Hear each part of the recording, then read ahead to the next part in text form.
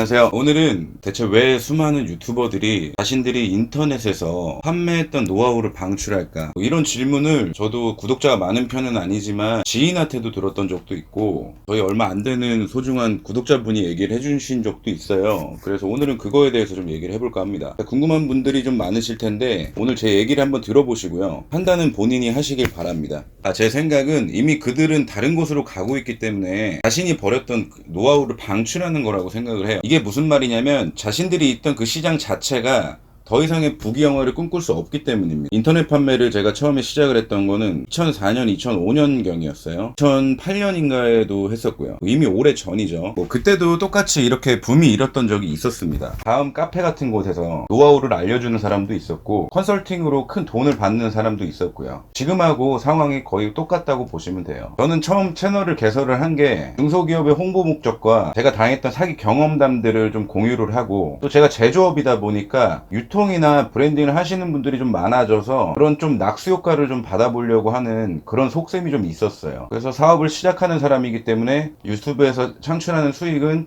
어느 정도 기부를 해가지고 운영을 할 목적으로 사실 이 채널을 개설을 했었습니다. 막상 유튜브를 시작을 해보니까 인터넷 판매로 월 몇천을 벌 수 있다, 월 1,000만 원 정도를 벌 수 있다, 이런 분들이 굉장히 우후죽순 많이 생겨났고 자신의 노하우를 오픈을 하면서 구독자들을 모으시는 분들이 굉장히 많아졌더라고요. 나도 이렇게 했으니까 당신도 충분히 성공할 수 있다, 나처럼. 그러니까 현실을 좀 얘기하자 그러면은 그렇게 해서 큰 돈을 만지신 분들은 정말 장사를 잘 하시고 자기들이 어떻게 하면 물건을 잘 팔 수 있을까를 고민하다 보니까 그러니까 당연히 돈을 번 겁니다. 10명이 시작한다 그러면 한두 명 정도의 정말 그냥 엘리트 장사꾼들이라고 저는 생각을 해요. 신사임당님 같은 경우에서도 제가 썸네일이 굉장히 좀 자극적일 수 있겠지만 저도 영상을 봤습니다. 창업 다마고치는 솔직히 말해서 1, 2편밖에 안 봤지만 그분이 말씀하시는 책에 대한 내용들이라든지 마음가짐에 대한 것들이라든지 이런 것들로 저는 그냥 우리가 좋은 책을 발견하듯이 그냥 좋은 책 읽는 그런 느낌으로 영상을 본 적이 있어요. 그 분들이 잘못됐다는 게 아니고 물론 그런 방법들로 돈을 벌었다는 것도 부정을 할 수는 없지만은 이게 일반적이진 않다라고 저는 얘기를 해드리고 싶어요. 제 실제 지인이 창업 다마고치나 아니면은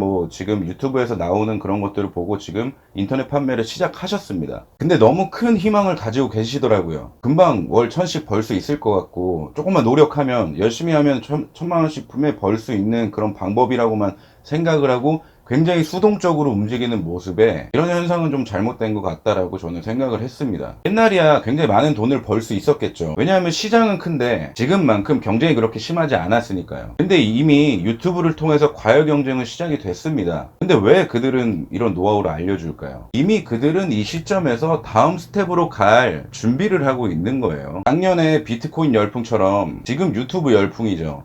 유튜브에 자신을 노출시킴으로써 얻는 이익이 과연 무엇일까? 플랜 A가 그들이 영상에서 말하는 노하우라고 한다면 이미 그들은 플랜 B로 가고 있는 겁니다. 자신이 맛있게 먹었던 고기를 먹다 남기고 모든 사람들에게 공유를 한 거예요. 플랜 B가 뭐겠어요? 제가 실시간 하면서도 몇 번 언급을 많이 했는데 브랜딩이나 아니면 특정 집단을 꾸려서 사업을 연계해 나갈 수도 있는 것이고 자신을 브랜딩 시켜가지고 다른 식으로 이익을 창출할 수 있는 방법들이 있다는 거죠. 누가 미쳤다 하고 아무 이득도 없는데 퇴근해서 영상 찍고 몇 시간씩 편집을 하고 올리고 하겠습니까? 저도 마찬가지예요. 제가 앞서 말씀드렸다시피 저도 제조업자다 보니까 브랜드를 하시는 분들이나 유통하시는 분들이 많아지면 제조업들한테 OEM 생산이라든지 뭔가 이득이 생기겠죠, 분명히. 하지만 저에게 가공 제조 노하우를 알려달라고 한다 그러면은 절대 못 가르쳐 줍니다. 제조업 시장에 뛰어들면 경쟁자만 늘어나는 꼴이니까요. 비즈니스 자체가 전쟁이라고 생각합니다. 약육강식이고 정보가 부족하고 어리숙하면 뜯어 먹힐 수밖에 없다고 생각해요. 제가 영상을 보면서 이건 아니다라고 해서 제일 충격을 받았던 거는 중국에서 물건을 인터넷으로만 보고 구매를 해서 받아서 팔면 된다고 너무 쉽게 얘기를 하시는데 그 모습을 보고 정말 깜짝 놀랐어요. 저는 중국 비즈니스를 저도 오래 하진 않았습니다. 지금도 하고 있지만 3년 정도밖에 아직 안 됐어요. 중국 쪽으로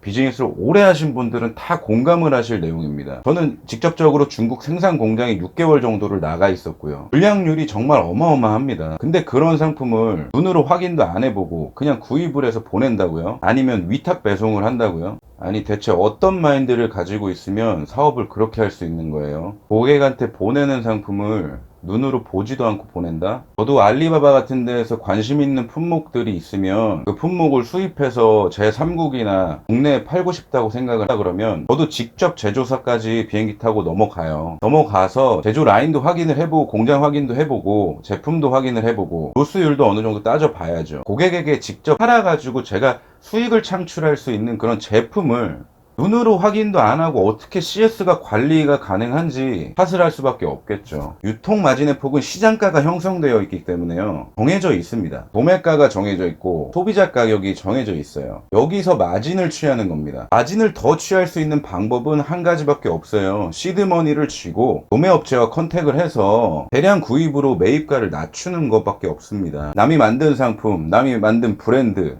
똑같은 제품을 가지고 지금 같은 과열 경쟁에서 어떻게 월 1,000만 원을 법니까? 중요한 건 제가 항상 강조하지만 남들과는 다르지만 소비자들이 무엇을 원하는가, 또 브랜딩이 되어 있는 것, 나만의 것을 하려고 하는 그 시간이 하루에 30개씩은 못 팔지언정 훨씬 더 가치가 있는 일이고 좋은 성과가 날 기회가 많은 일이라고 생각합니다. 정말로 실제로 그런 식으로 판매를 해서 좋은 성과가 난다면 큰 돈을 만질 수가 있겠죠. 영원으로 시작하는 사업은 없습니다. 영원으로 시작하는 사업은 없어요. 이 세상에 존재하지 않아요. 몸을 팔지 않는 이상. 몸을 팔아도 노동력이 계산이 돼야죠. 내가 그 노동력을 쏟을 시간에 다른 데서 일을 하면 그 정도는 벌 수 있어요. 저는 이런 맹목적인 믿음으로 시작하는 이런 현상 자체가 불법 다단계하고 별반 차이가 없다고 생각을 해요. 불법 다단계 뭐 다이아몬드 막 이런 거 직급 가시는 분들이 나만큼 하면 이렇게 똑같이 하면 벌 수 있다. 그거랑 다를 바가 없잖아요. 시드머니 없이는 유통을 제대로 할 수가 없어요. 하다못해 샘플이라도 받아와야 하고 어떤 제조사나 도매업체를 가면 샘플 비용을 청구하는 업체도 있고요. 최종 판매를 온라인으로 하고 싶다 하시더라도 결국 사람들이 엮여있는 비즈니스예요. 오프라인과 온라인이 접목이 안 된다면 아무것도 제대로 된 사업이라고 생각할 수 없습니다. 사업은 엄청 많은 변수가 있습니다. 5년 안에 망하는 회사가 1인 기업 포함해서 엄청나게 많아요.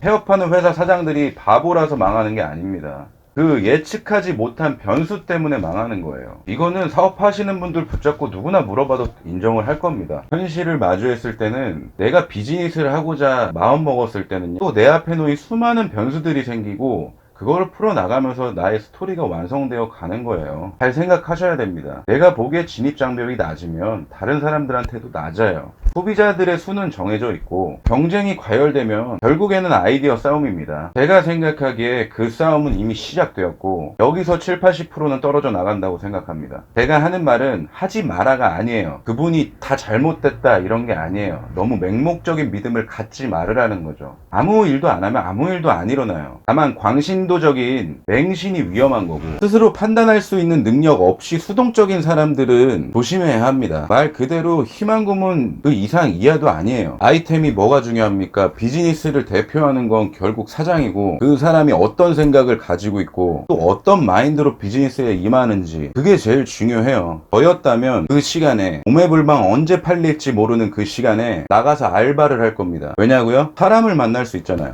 제가 정말 혁신적인 아이템을 만들 아이디어가 없다면 사람을 더 만나러 다니겠어요. 밖으로 나갈 겁니다. 모니터 앞에서 제품을 올리는 그 시간에요. 저라면 그러겠습니다. 지금의 자영업 시장처럼 이미 이 인터넷 시장도 과포화 상태예요. 이미 그들이 가고 있는 그 길로 재빠르게 가시길 바랍니다. 저보고 창업 아이템 물어보시는 분들 많은데 자신이 뭔가의 경험이 많고 남다른 취미를 가지고 계시다면요, 영원 창업이 있네요. 그냥 핸드폰으로 찍어서 유튜브에 올리세요. 이게 더 현실성이 있는 것 같습니다. 이상 오늘 영상은 여기까지고요. 다음에 또 좋은 영상으로 찾아뵙도록 하겠습니다.